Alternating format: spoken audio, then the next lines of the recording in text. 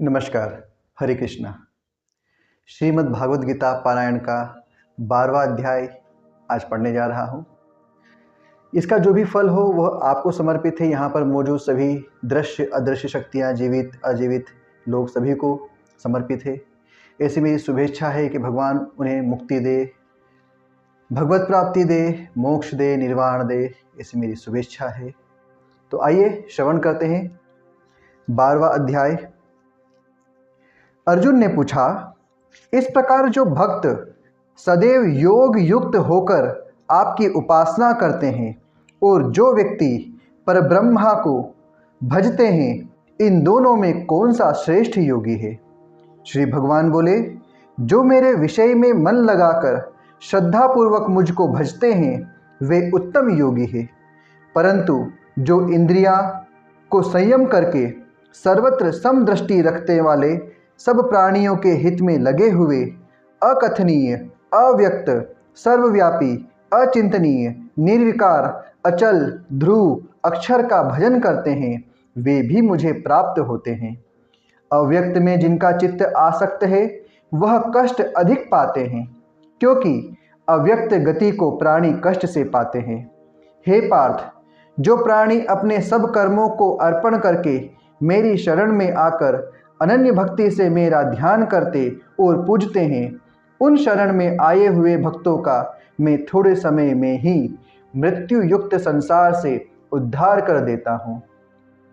मुझ में ही मन रखो, मुझ में ही बुद्धि रखो, तब तुम मुझी में निवास करोगे, इसमें कुछ संदेह नहीं। हे धनंजय, यदि इस प्रकार तुम मुझ में अपने चित्त को लगाने में समर्थ न हो तो अभ्यास योग द्वारा हमारे पाने के लिए बारंबार यत्न करो।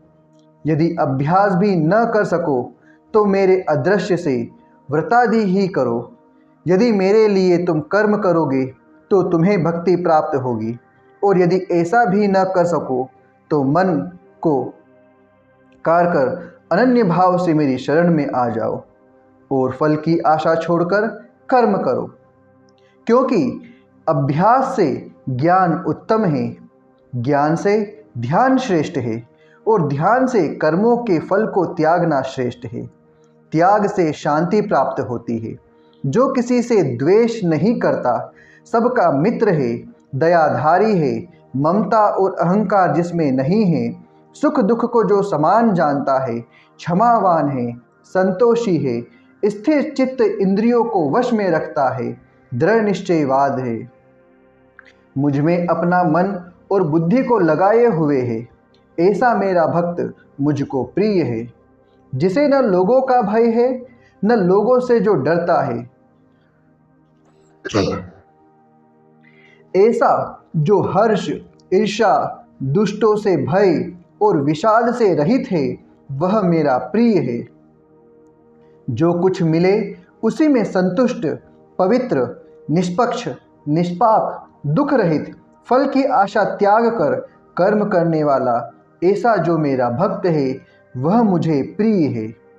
जो लाभ से प्रसन्न न हो, किसी से द्वेष न करे, इष्ट पदार्थ के नष्ट होने से दुखी न हो, किसी वस्तु की इच्छा न करे, शुभ तथा अशुभ दोनों का त्यागी हो, वह भक्त मेरा परम प्रिय है।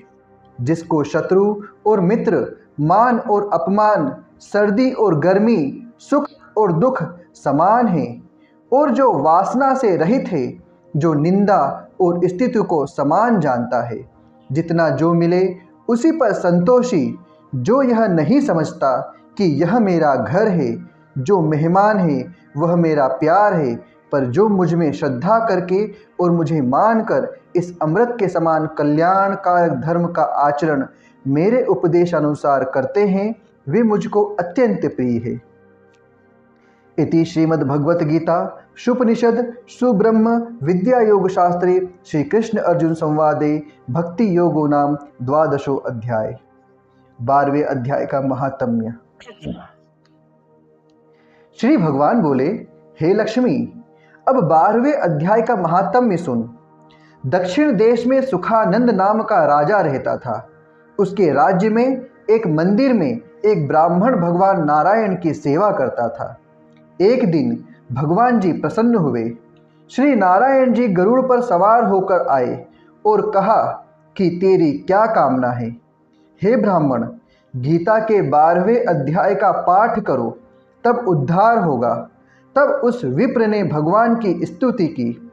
श्री नारायण जी ने विप्र को कहा, हे पंडित, आज से इस नगरी का राज्य तुझको दिया।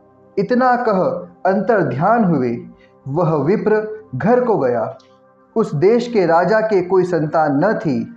राजा ने उस विप्र को बुलाया और विप्र को राज्य दे के आप तप करने योग को गया। वन में विरक्त होकर रहा और विप्र राज्य करने लगा। श्री नारायण जी कहते हैं, हे लक्ष्मी, यह गीता जी के 12वें अध्याय का महात्म्य है जो मैंने कहा और तुमने सुना। इस प्रकार इसका संपूर्ण फल आपको समर्पित है। आपका दिन मंगलमय हो, भगवान की भक्ति में मन लगे, आपका कल्याण हो। जय श्री कृष्ण।